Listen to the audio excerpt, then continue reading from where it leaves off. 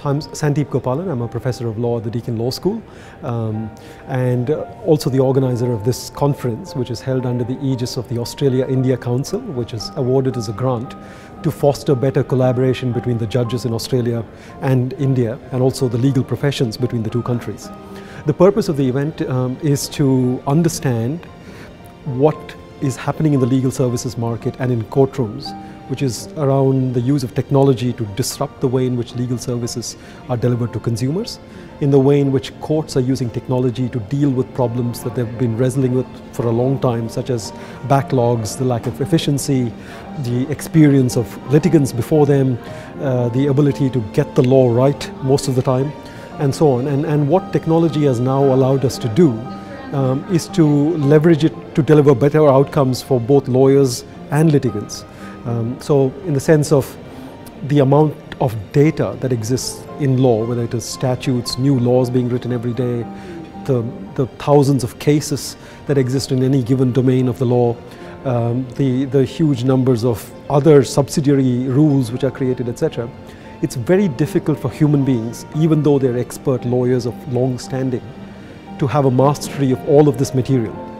What technology and advanced computing now give us the ability to do is to gain a better mastery of that material and its vastness and volume, so that the human being who is the decider or the advisor is better able to access, master, process, analyze, and reason with the benefit of the computing support to give better outcomes in terms of advice, for example, to clients, or if one is a judge, to provide a better judgment which is more accurate in terms of all of the rules and laws that apply, and so on. And broadly, the benefits, whether you're a litigant or a client, is that you get cheaper advice, because the amount of time that it takes a human being to master that material is obviously vastly greater than the amount of time it takes a machine to do that. Recall that a machine has is much superior to a human being. The rates of error when the machine is processing and replicating that information is a lot less than when a human being does. Similarly, machines are less prone to biases that human beings innately have, and so on. So the question that we're looking at addressing is whether allying human beings with machines will result in better outcomes for all of society. The other interesting thing in this conference and broadly in this theme is that huge numbers of Australians are unable to access legal services because, one, it's too costly, two, it's too time consuming, and three, it's too forbidding in terms of its complexity. Through technology, that access to justice gap can be better bridged so that more people have access to justice to gain redress for their problems and so on. At Deakin, this is particularly important for us because Deakin University is a pioneer in using technology to deliver education regardless of where one is located. So whether one is in Melbourne or Geelong or Warrnambool, which is where we have our campuses, or somewhere in remote Victoria, or in the west of Australia, or in Queensland, or Tasmania, we know that people in these regions who do not have access to Deakin in a physical sense still have access to the world-leading education that we're known for through our Cloud Deakin platform, for example. And in the law school, what we're trying to do is ally that cutting-edge Deakin product of delivering education through the cloud, etc., into legal education, which again, like the law and the legal profession, has traditionally been very backward in the use of technology.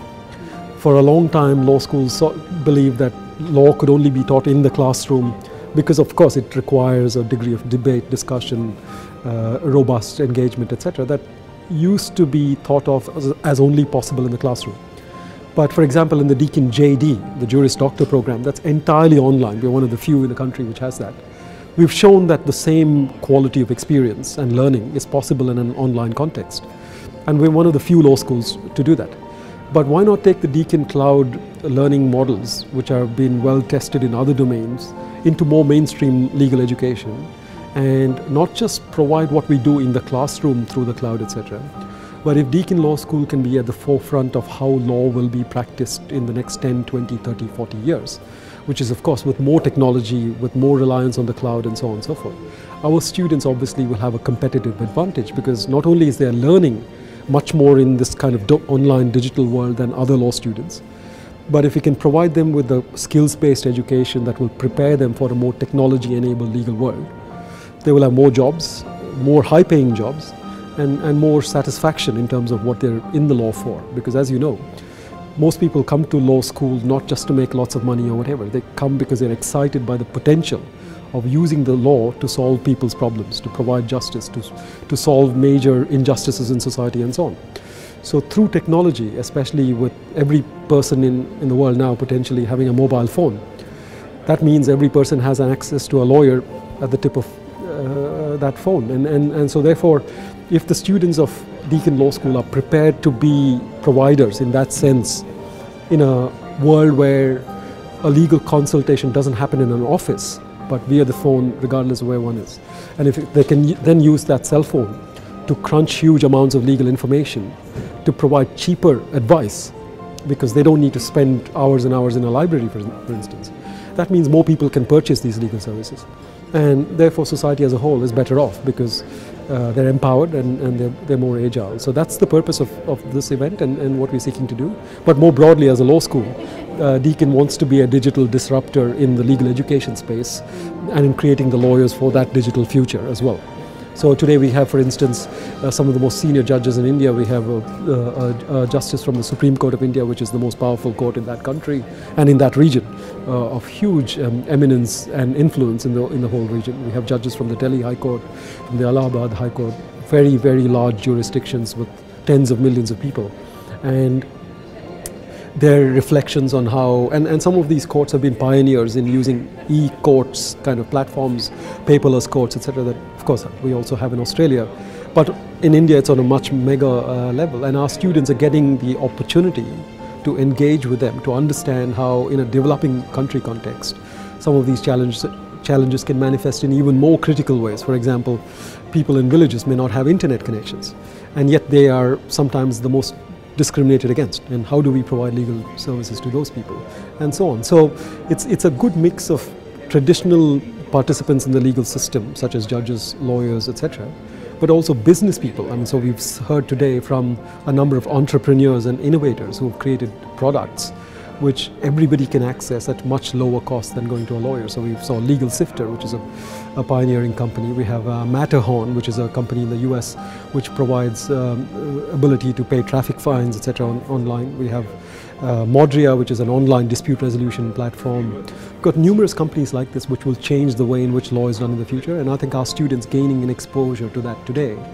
will be better informed about what they should be studying and how they should be preparing for the future. So I think Deakin is rightly at the forefront of the legal world of tomorrow.